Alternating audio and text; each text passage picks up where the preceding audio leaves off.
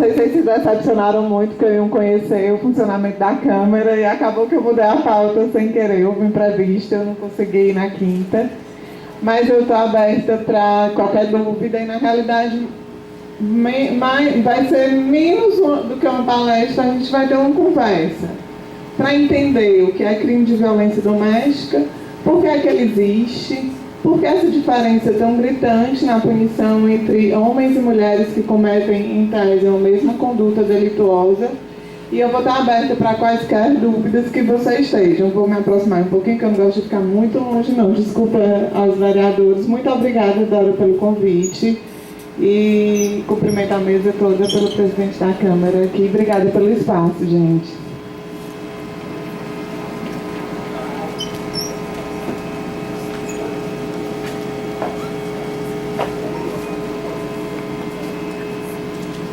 Uma conversar mais perto de vocês, né? Bem, eu vou... não trouxe slide, porque realmente é uma conversa. Eu vou tentar trazer de um contexto mais fácil possível de vocês compreenderem o que é que significa crime de violência doméstica e como eu posso participar ou ajudar. A gente deve ou não denunciar? E aí, briga de marido e mulher, a gente mete ou não mete a colher, né? E dentro desse contexto, a primeira coisa que vocês precisam conhecer um pouquinho é o que é que significa crime de violência doméstica e familiar contra a mulher. O crime de violência doméstica e familiar contra a mulher, ele ocorre em 3 situações, né? A questão familiar, por isso que a gente chama crime de violência doméstica e familiar, porque há relação de parentesco. A vítima é sempre mulher, contra a mulher. Há relação de parentesco. Pai, filha, irmão, irmã, tio, sobrinha, primo contra prima. Aí nessa relação, quando a gente começa a estender, meu primo contra mim, a gente começa a adentrar a questão do doméstico, que significa o quê? Relação de convívio. Porque aí o grau de parentesco ele não vai se estender como na lei civil. Então, realmente, a gente traz a questão do doméstico, que é aquela pessoa que trabalha comigo, que vive na minha casa, mas ela não tem comigo uma relação de parentesco, também é vítima de crime de violência doméstica na questão homem-mulher. Então, adentram também as vítimas de violência doméstica. Quais são esses crimes? O que é que a gente considera crime de violência doméstica e familiar? E aí a gente adentra searas do Código Penal, de tipicidades penais. E são elas o quê? Crime contra a integridade física. Esse todo mundo conhece, todo mundo entende como crime, né? Todo mundo se revolta com ele porque a gente vê a lesão. Então, realmente, quando eu vejo uma mulher com o olho roxo, quando eu vejo uma mulher com a lesão de faca, quando eu vejo uma mulher que foi vítima do marido, por exemplo, são os crimes mais comuns ainda, eu me revolto, e aí eu já não tendo a participar dessa questão, eu realmente já vejo aquela pessoa como vítima. Entretanto, existem outros crimes, e na realidade, vocês vão entender que o crime de violência física, ele foi um fim dentro de um histórico de violência que chegou ali. Então, na realidade, as vítimas de violência doméstica, se de início elas tivessem sido agredidas fisicamente, provavelmente elas já teriam saído desse contexto mais cedo. Por quê? A gente tem o crime de violência patrimonial. O que significa isso? Se apoderar de bens e pertences pessoais da mulher. E aí eu me apodero do salário dela, eu digo como é que ela vai usufruir o salário, onde é que ela vai gastar, como é que ela pode usar o dinheiro dela. Eu me apodero do celular, eu me apodero de bens dela, da vítima mulher. Aí eu estou diante de um crime patrimonial. A gente tem a violência moral, são as ofensas. Injúria, difamação, calúnia. Vocês conhecem essas expressões? Vocês sabem o que significa? Então é ofender verbalmente, a gente chamar de rapariga, de vagabunda, trazer para ela condutas. Você está transando com o vizinho, você está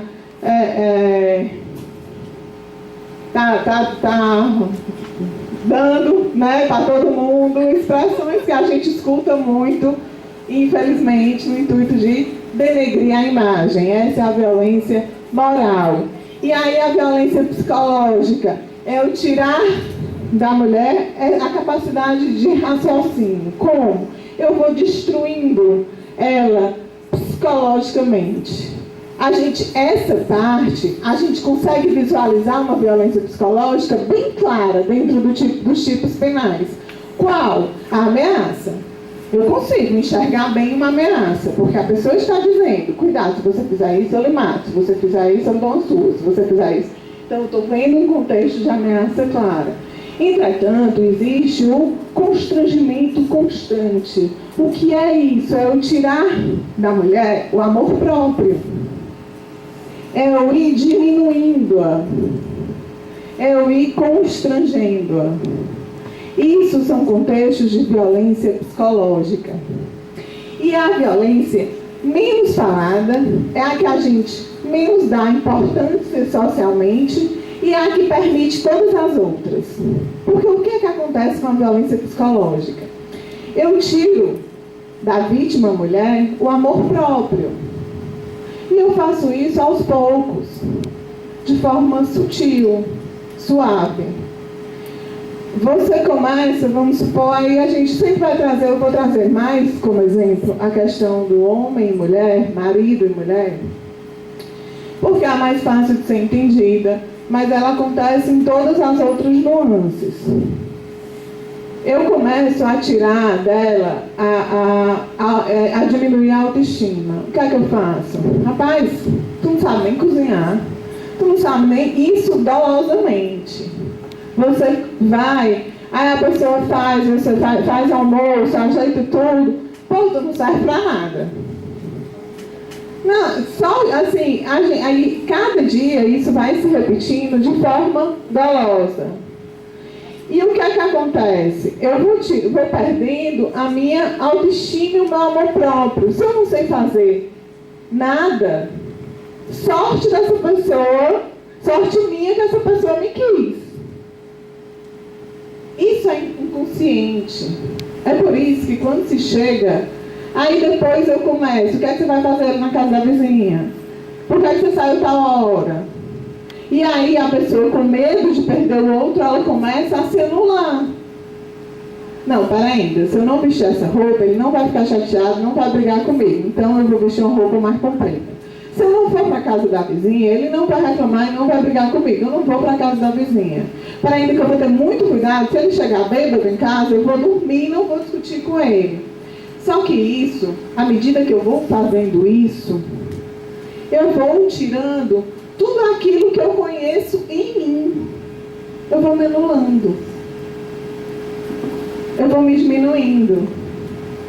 E aí eu tenho o quê? Eu virei uma presa. Dentro de casa.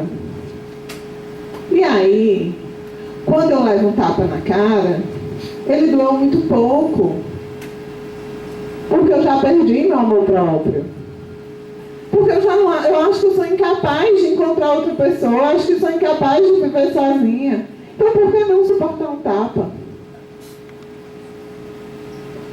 Se eu já tenho vergonha de mim mesma. E é isso que é feito com a vítima mulher. E a lei trouxe, aí, o que é essa lei? Ela está fazendo 12 anos. Quem é Maria da Penha? Por que apareceu essa criatura que fez isso com nós homens e nos tornou com tanto medo agora das mulheres, né? Que às vezes a gente vê a questão de forma superficial e vê simplesmente que ela é injusta. Mas se a gente analisar toda a questão de um jeito mais profundo, a gente percebe que não é tão injusto assim. E aí, vamos lá, quem é Maria da Penha? Vocês sabem? Vocês já viram ela? Alguém já viu? Alguém já viu em foto, televisão? Vocês viram que ela é paraplégica? Vocês sabem que foi o marido dela, o ex-marido? E aí existia a lei na época que ela foi agredida pelo marido? Por que o nome Lei Maria da Penha? É exatamente isso. Foi o que aconteceu. A Maria da Penha sofreu todo esse contexto aí que eu estou falando para vocês. Até chegar na agressão física, ela foi aguentando muita coisa psicologicamente. Muita coisa. E a gente adentra já a questão do ser mulher. Vocês vão aguentar um pouquinho, viu, homem? Eu vou ser um pouquinho feminista, que na realidade é um feminismo igualdade. Vocês também vão entender isso. Vocês também, viu, rapaz? E aí, o que foi que aconteceu? Aconteceu tudo o que eu contei para vocês. Ela sofreu violência psicológica durante muitos e muitos e muitos anos. Depois, ela foi agredida fisicamente pelo marido várias vezes. Ele tentou matá-la, eletrocutada no chuveiro. E no final desferiu um tiro contra ela. E aí não existia diferença de crime de violência doméstica e familiar. E o que é que aconteceu? Ele respondeu rapidamente, ele estava livre. Porque foi uma lesão gravíssima apenas. E dentro desse contexto, ela não se conformou. Ora, numa cadeira de roda, terminei assim, depois de anos de sofrimento. E ela foi procurar ajuda fora, nos organismos internacionais. E aí, eles obrigaram o Brasil a criar uma lei. E disseram, vocês precisam criar uma lei que proteja a mulher vítima de violência doméstica e familiar, porque é um crime real, concreto e que existe no mundo inteiro. Caso o Brasil não crie essa lei, vocês serão multados com um valor altíssimo diariamente. Então aí foi criada a Lei de Violência Doméstica, Lei 11.340 de 2006, e que hoje é uma das melhores do mundo, em termos de proteção da vítima de violência doméstica familiar. Por quê? O que foi que essa lei trouxe de diferente? Antes, quando a gente cometia um crime, aliás, hoje, se um vizinho e uma vizinha discutem, e o vizinho chama a vizinha de rapariga, eu vou usar essas expressões, eu tenho certeza que todos vocês já ouviram, então não estou assustando ninguém, né? E o vizinho chama a vizinha de rapariga, ele responde? Responde. Como é esse procedimento? É um procedimento simples, chamado termo circunstancial de ocorrência. Ele vai responder, ele assina, mas ele vai responder em liberdade. Responde como? Com multa ou prestação de serviço à comunidade. Penas alternativas à prisão. Se o vizinho desferir um tapa na cara da vizinha, ele responde? Responde. Do mesmo jeito. Ele assina, vai na delegacia, volta para casa, se compromete a comparecer ao fórum e vai responder com penas alternativas à prisão, que são multa e prestação de serviço à comunidade, por exemplo. E aí, se o vizinho diz que quer matar a vizinha, repita a mesma coisa. Ele vai para a delegacia, assina o procedimento, vai para casa e depois comparece no juiz e é atribuída a ele uma pena diferente da prisão. Quando o marido chama a esposa de feia e a esposa chama a polícia, ele é conduzido para a delegacia. Ele chega lá, assim, no termo circunstanciado, vai para casa. O que é que acontece com ele?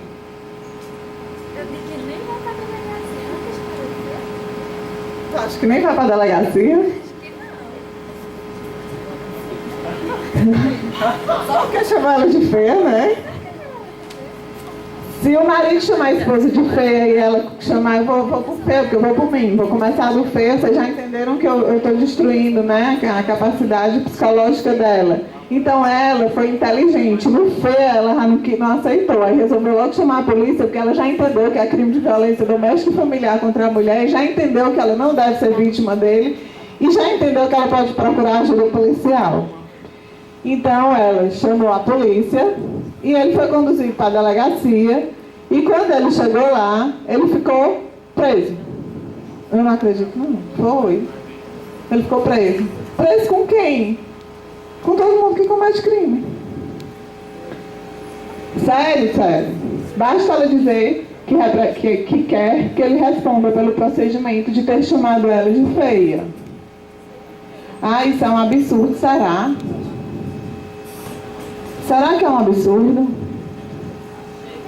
Será que é tão Será que a ocorrência criminosa é só o feia? Será que a lei surgiu só por isso? E aí, vamos entender um pouquinho de história? Existe machismo? Será que existe? Eu acho que não existe não, gente. Ó, vamos lá, vamos dar um exemplo. Como não existe, vocês vão ver que não existe. No Dia Internacional da Mulher, por exemplo, né, a gente... hoje a mulher trabalha, a gente não trabalha, né? A maioria trabalha, alguns são donos de casa, mas alguns trabalham. A mulher e o marido trabalham. Aí no Dia Internacional da Mulher, é muito comum se chegar para ela e dizer assim, parabéns, como é teu nome? A Tiarla, pronto. Tiarla tá casada? Não. Que é isso, eu não sou contra... Não, vamos lá, tu é casada? Alguém quer casar? Tu é casada. Como é teu nome? Magna? Pronto. Ah, tu trabalha, Magna? Trabalho. Teu marido trabalha? Pronto, vamos lá. No Dia Internacional da Mulher, o marido dela vai para casa, chega com uma flor e diz assim, Magda, parabéns, você pela dupla jornada de trabalho. Para ainda, direitos iguais. Dupla jornada de trabalho, não tô gostando disso, não. Eu trabalho, tu trabalha, eu quero uma jornada e meia. Uma jornada e meia para mim, uma jornada e meia para você. Não é assim que funciona a igualdade. Não, mas a gente recebeu a flor, já ficou morto de feliz que ele lembrou de trazer a flor. Né? E aí eu aceito de bom grado chegar em casa morta de cansada do trabalho, meu marido sentar na televisão, botar as pernas no centro do sofá, e eu resolver tudo dentro de casa, lavar a louça, arrumar a casa, ajeitar os meninos, tá para dormir. E ele está assistindo jornal e ele ainda diz assim, cadê meu jantar? Peraí, ele vai já. Mas eu estou com fome. Peraí, eu vou correr para esquentar o jantar. Rapaz, o jantar não prestou não, tá sem sal ainda. Por que é que a mulher se submete a todo esse contexto? O que será que acontece? A gente falando assim, muitas vezes, o que foi que aconteceu? Uma educação.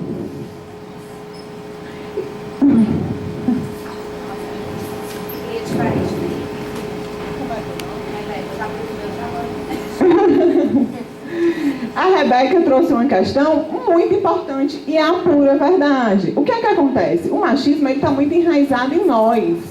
Em nós. Foi-se educado diferente o homem da mulher. E aí o que foi que aconteceu? À medida que eu eduquei diferente e que eu repeti essa educação por vários anos e por várias gerações, elas foram ficando muito enrustidas, a tal ponto integradas na gente, que viraram características de mulher e características de homem. Agora vamos lá.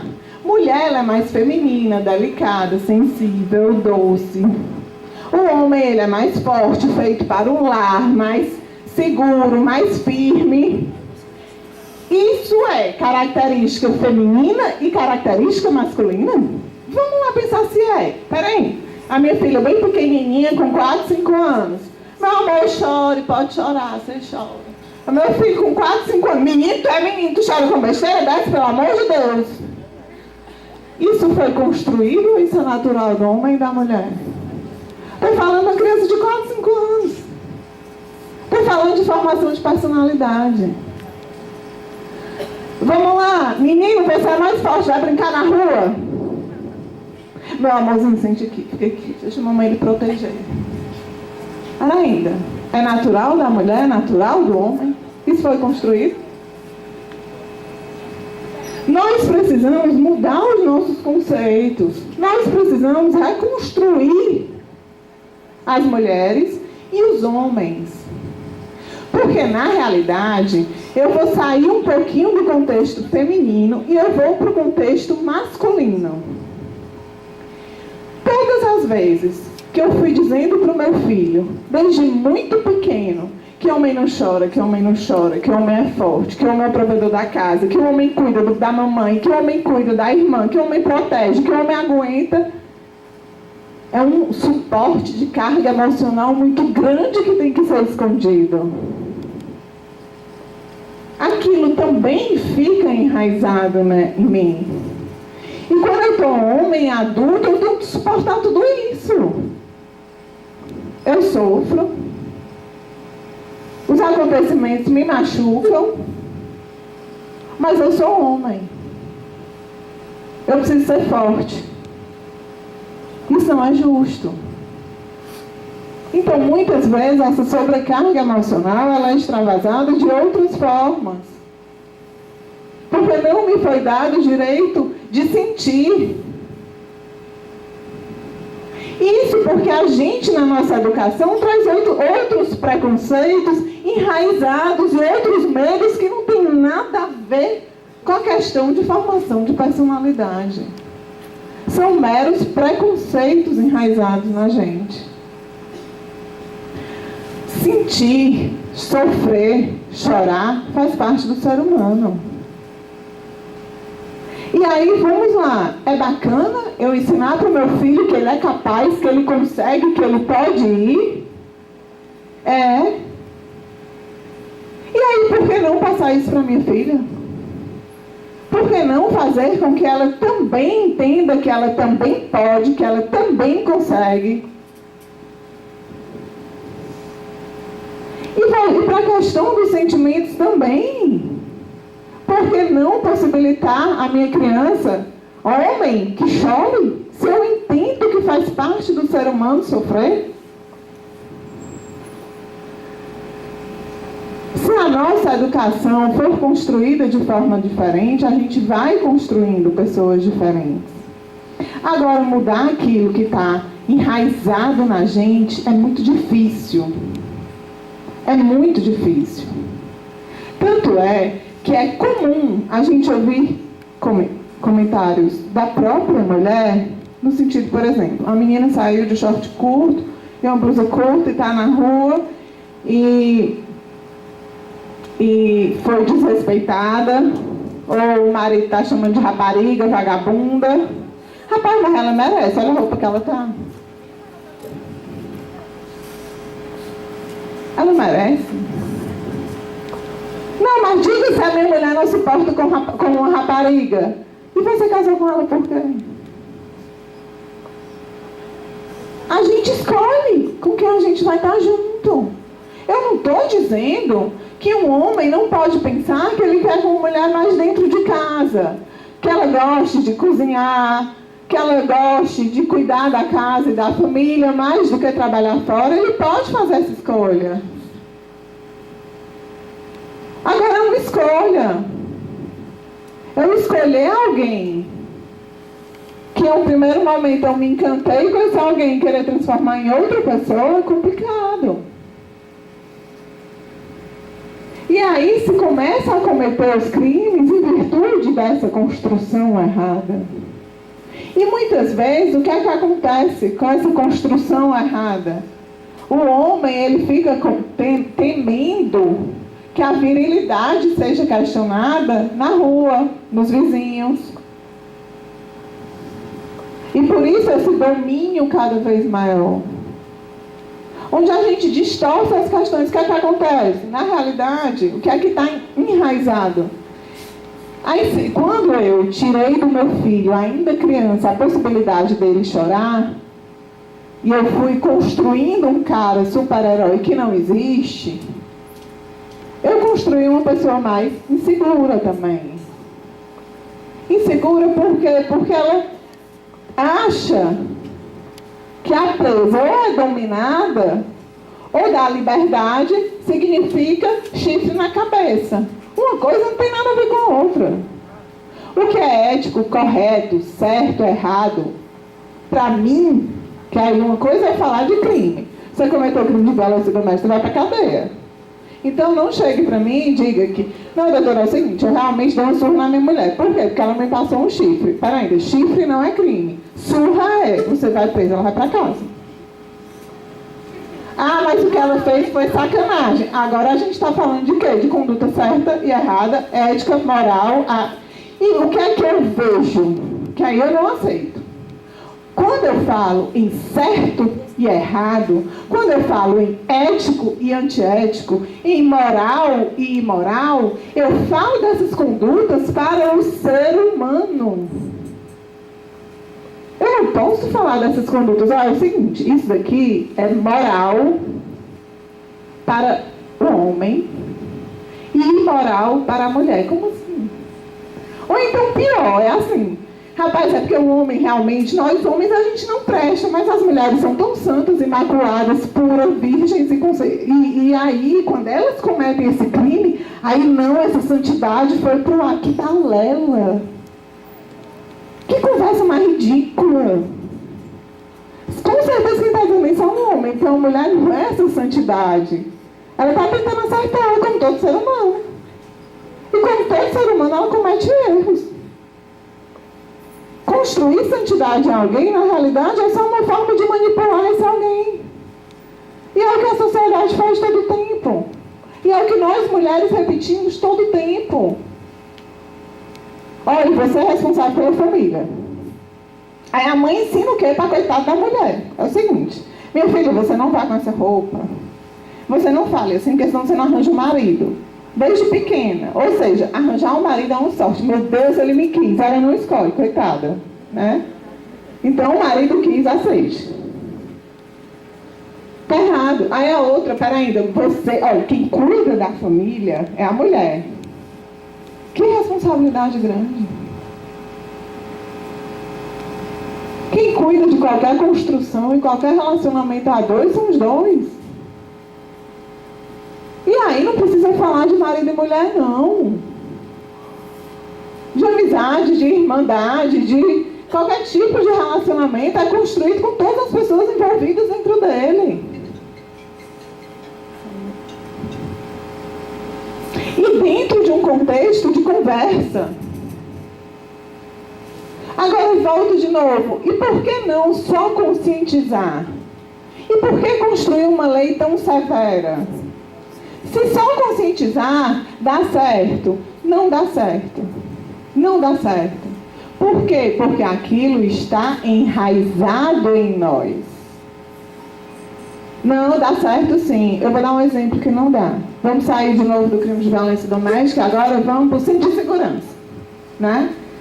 Por muito tempo, tentou se conscientizar a população de que usar cinto de segurança era importante na estrada. Por quê? Porque iriam diminuir os acidentes com resultado morte. O povo usava o cinto?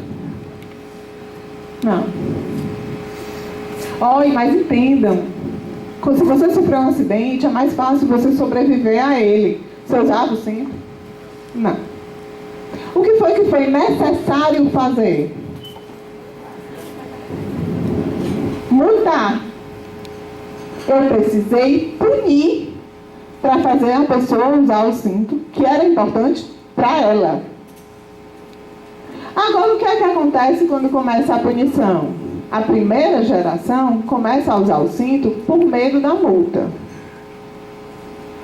Agora, as gerações futuras, elas começam a ver o cinto de forma mais natural. E provavelmente, a geração dos meus filhos vai botar o cinto de segurança sem se lembrar nem que existe multa. Era capaz de, se tirasse a multa, eles já colocassem automaticamente. Porque aquilo foi aprendido, foi construído. Ele já entende a importância naturalmente do cinto. Se você perguntar para a criança por que é que ela bota o cinto de segurança, ela não vai dizer que é porque ela vai ser multada. Ela vai dizer que é porque ela está mais segura. Então ela vai entender isso. E é assim hoje com a questão do crime de violência doméstica e da diferença ainda que existe na nossa sociedade no contexto de ver a mulher e o homem com direitos iguais. E isso é uma questão tão histórica e tão distante que decorreu de lutas de quem? Da mulher. Por quê? Porque normalmente quem domina, quem tem o poder, não cede. Isso é natural, é humano. Não é monstruoso, não, é humano. Não cede por quê? Porque a pessoa se sente mais segura dentro daquele poder. Então, quem sofre é que começa a levantar a cabeça. E aí, o Dia Internacional da Mulher, que se parabeniza com flores, você é doce, sensível, um amor de pessoa, não, você é um anjo de ternura, você... Não decorreu disso, não. Decorreu de um monte de mulher que foi morta. Porque estavam brigando por quê? Por direitos trabalhistas. Porque queriam uma carga horária de trabalho mais compatível com a do homem. Porque não queriam ganhar tão diferente deles. Não decorreu de uma sensibilidade natural, não. Decorreu de uma força natural do ser humano. Porque nós somos capazes. E aí a senhora é contra a família, casamento? Não. Eu sou a favor que o ser humano tenha liberdade de escolher. Porque não adianta. Gente, eu trabalho na delegacia e vejo questões que elas me causam dó. Quando eu dou palestra para senhoras mais velhas, você percebe a angústia na fisionomia daquela pessoa que passou a vida inteira sendo subjugada pelo marido. E entendendo que era ela que edificava o lar e que era natural ela aceitar aquilo. E o que é que ela nem sabia? Que sexo dava prazer. Vocês acreditam? Que ela não sabia. Que realmente ela achava que a única função era procriar. Porque ela achava horrível. Porque realmente o marido naquela época não podia dar prazer para a mulher. Ele tinha que procurar fora de casa, porque a mulher era santa, pura, imaculada. Aí morreu infeliz essa criatura, pelo amor de Deus, gente. Vamos reconstruir nossos valores, vamos adentrar as questões de uma forma mais profunda. Vamos rever nossos conceitos. Vamos entender a questão de igualdade. E aí, com relação a gênero, a raça, é muito cômodo, e a gente vê comumente o que é que acontece com quem domina. É assim, eu vou sair de novo da mulher, porque às vezes é difícil a gente conseguir analisar uma questão quando a gente tem tantos e tantos e tantos preconceitos enraizados que a gente não consegue nem enxergar. Mas eu vou para outro, eu vou para o racismo. Vamos lá, o que é que acontece com relação ao racismo? Muitas vezes se faz piada de negro, aí o próprio homem branco, né, diz assim, rapaz, é muito... Ave Maria, como é que ele se ofende com piada boba dessa? Se tivesse me chamando de branquinho, eu não ia achar ruim, não. Gente, pelo amor de Deus. Para ainda. E você sofreu o que mesmo?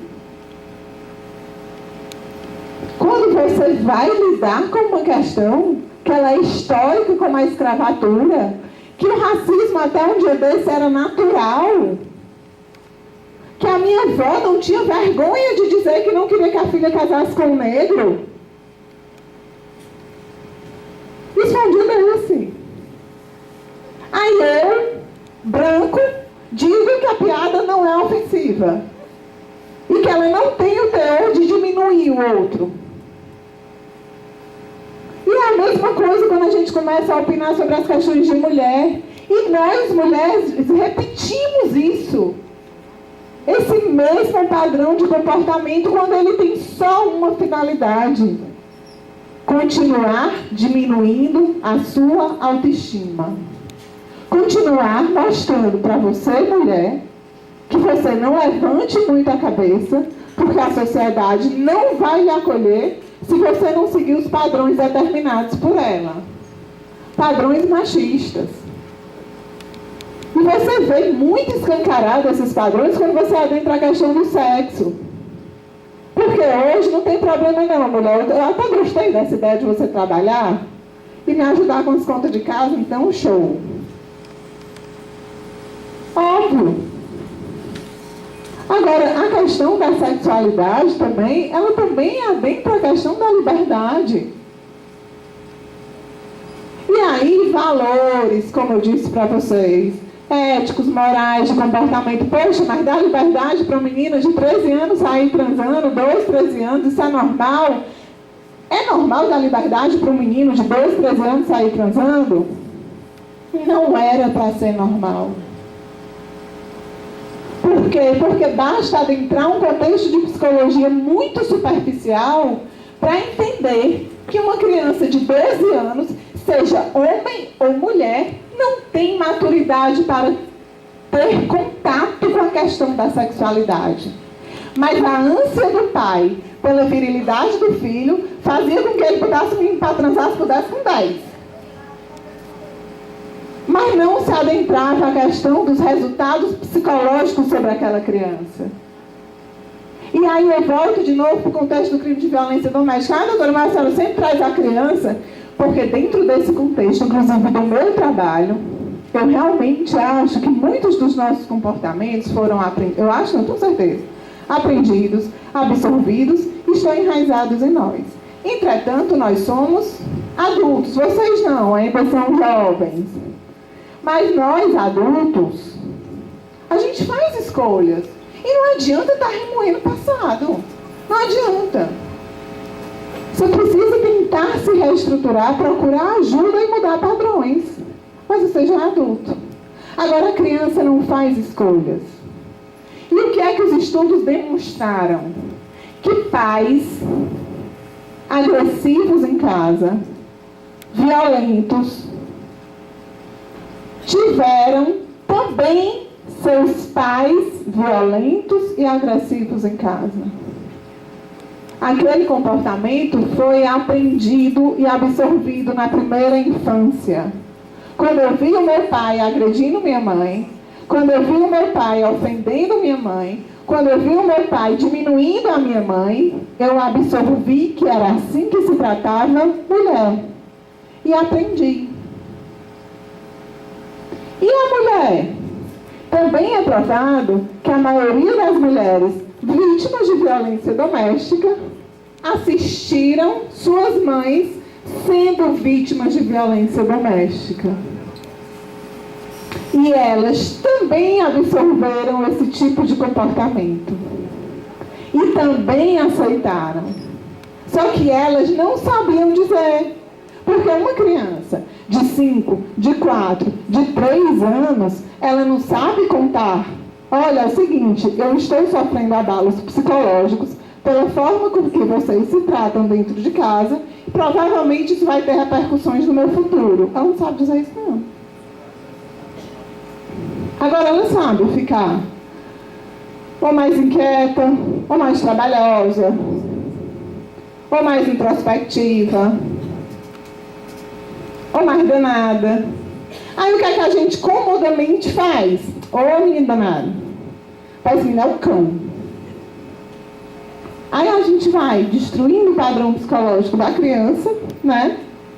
Quando na realidade o contexto familiar ele está distorcido e errado. Quanto mais liberdade a gente vai fortalecendo no ser humano, mais capacidade desse ser humano viver bem e ser feliz. E mais bem ele vai fazendo a ele e às pessoas em volta dele. Isso é tão padrão, tão clichê, tão difícil de ser repetido na forma comportamental da gente, né? Então tá aí o porquê da importância do crime de violência doméstica. Ele tem resultados muito drásticos nos filhos, sobre eles. Se você, mãe, um dia não consegue mudar esse contexto, ou vocês jovens que assistem dentro de casa ainda qualquer tipo de agressão do pai de vocês com a mãe, esse contexto, vocês percebem o inferno que é a vida de vocês dentro de casa. Vocês absorvem isso. E é por isso que isso precisa ser mudado. E aí a gente volta em briga de marido e mulher, o vizinho mete a colher, tem que meter. Por quê? Porque a gente não pode olhar para a polícia e dizer assim, olha, você lá na delegacia conhece tudo que está acontecendo em nossa volta. Não, é muito cômodo para mim, como cidadão. Eu não tenho nada a ver com isso. Tem. Mudar alguma coisa, fazer um mundo diferente, construir um futuro diferente, procurar por segurança, 99,99% dos presos que estão nos presídios viveram em lares violentos. Eles não viveram em lares sãs. 99,99%. Então, vamos adentrar as questões de verdade e procurar assumir cada um de nós a nossa responsabilidade. E aí, dentro desse contexto, eu acredito que a gente realmente possa um dia construir alguma coisa melhor. E a palestra encerra aqui. Eu estou aberta para qualquer dúvida que vocês tenham, qualquer abertura que eu tenha deixado, qualquer lacuna no que concerne ao crime de violência doméstica e familiar. Obrigada.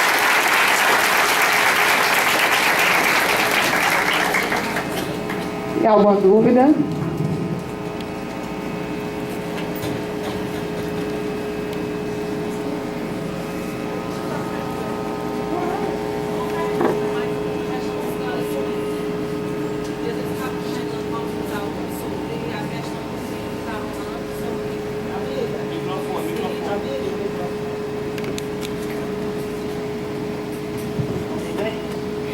Boa tarde. Em relação a um vídeo, né, que rolou no Facebook esses dias, de uma pessoa que, inclusive, eu estava comentando, acho que com alguns alunos, de uma pessoa que falava sobre homicídio e feminicídio. No vídeo ele dizia que o feminicídio não é para existir, porque o homicídio já caracteriza como o crime contra o ser humano, então o feminicídio não deveria existir. Então, assim, quando a gente tem uma pessoa mais, digamos, entendida do assunto, fica melhor de explicar para eles a questão da diferença, né, do feminicídio e do homicídio. Que às vezes a gente escuta muito aqui nos corredores, né, que tem gente que apoia esse tipo de pensamento, que não deveria existir o feminicídio, porque eles não entendem o que é, de fato, feminicídio. E também o que a gente estava conversando essa semana era sobre o crime que teve contra a mulher lá no Crato. A gente, inclusive, postou nas redes sociais e a gente, de certa forma, fica muito abalado, né? As meninas ficam com medo de andar na rua, e etc. Mas a gente sabe, como você estava explicando, que o feminicídio ele não acontece só com pessoa de um acaso, né? Principalmente do que a gente vê dentro de casa. Não é só isso. Dominique. Prazer, Dominique. Bem, vamos lá. Qual a diferença do feminicídio para o homicídio? Vocês entendem, vocês já ouviram falar, ou várias vezes vocês escutam na televisão, a questão do homicídio comum e do homicídio qualificado. Às vezes até se escuta duplamente qualificado, triplamente qualificado. O que é que isso significa? Significam tipos penais que eles trazem uma pena mais severa, quando o homicídio é cometido em determinados contextos. Por exemplo, uma das qualificadoras é o quê? É a forma como eu matei a pessoa.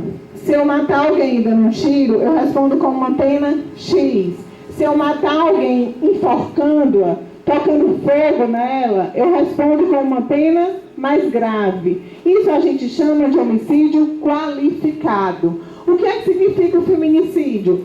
Diante do contexto histórico, não adianta a gente adentrar a questão de um crime de gênero se eu sou incapaz de compreender o contexto histórico e machista da minha sociedade. Se um homem vier conversar comigo sobre esse contexto, antes eu vou pedir para ele falar bem muito. Quando ele terminar, eu digo só o seguinte: você resolve se comete o crime ou não. Porque ou a gente adentra a nossa consciência e percebe as nuances de machismo, que elas são tão claras, apesar de sutis, ou é difícil adentrar a questão da diferença de punição. Então, vamos lá. O que é que significa o feminicídio? Em decorrência do contexto histórico do gênero, desse domínio ainda do homem sobre a mulher, ainda da visão do homem e da mulher como coisa e propriedade sua, se começou a acontecer muitos homicídios. Não porque a mulher procurou ajuda na delegacia, mas porque ela não queria mais aquele contexto, porque não gosta mais, porque se relacionou com outra pessoa, porque passou um chifre, seja o que for. Seja que contexto for. Mas diante do contexto da mulher, gênero, mulher, aquele homem, o marido, o namorado, matou ela, a lei trouxe agora uma qualificadora. Eu respondo com uma pena mais grave do que se não houvesse a questão de gênero. E aí eu adentro de novo muito as questões, quando a gente adentra e trazendo uma nuance na questão do gênero, é o seguinte: muitas vezes a gente pode fazer uma pequena observação. Rapaz, tudo que você diz, a forma como você se porta com a sua companheira, tudo que você fala para ela, você falaria todo mundo assistindo? Não, eu falaria, eu chamaria, eu diria, tudo que eu digo para ela, dentro de casa, dentro de 4 paredes, eu diria com todo mundo assistindo, porque eu tenho muito orgulho. Não, eu não diria, eu digo escondida. Eu digo só dentro do ambiente familiar. Tem alguma coisa errada aí, não? Porque o comportamento errado, todo mundo sabe que é errado. Agora, realmente, a nossa consciência vai fazendo a gente jogar para o lado, continuar fazendo. Continuar repetindo, mesmo sendo bacana, mesmo fazendo mal ao outro, mesmo fazendo mal ao meu filho. Outro ponto: você queria que seu filho se casasse com alguém que se portasse com ela exatamente como você se porta com a sua companheira? Se a resposta for positiva, bacana, show. Se for negativa, reveja alguma coisa. Não, a relação não dá certo, termina. O contexto de agressividade entre pai e mãe é que causam traumas psicológicos na criança. Não é marido e mulher dentro de casa, não. Pelo contrário, se fosse isso, antigamente a separação era tão difícil, a gente vê tantos traumas enraizados no adulto. Antigamente a mulher se separava era de jeito nenhum. E tanto de trauma que tem um adulto, tanto de comportamento errado repetido, só me comprovam que eu estou argumentando com vocês. E se a relação não dá certo, ela termina. E os dois têm liberdade para chegar em comum acordo, antes de se desrespeitarem demais, antes de terem raiva demais, ainda se vendo como você é o pai da minha filha, você é a mãe do meu filho. E aí sim eu tenho uma relação mais saudável com relação à criança. Dominique, qual foi a outra pergunta que tu fizeste, que eu me lembrei da do feminicídio e fugi do tempo?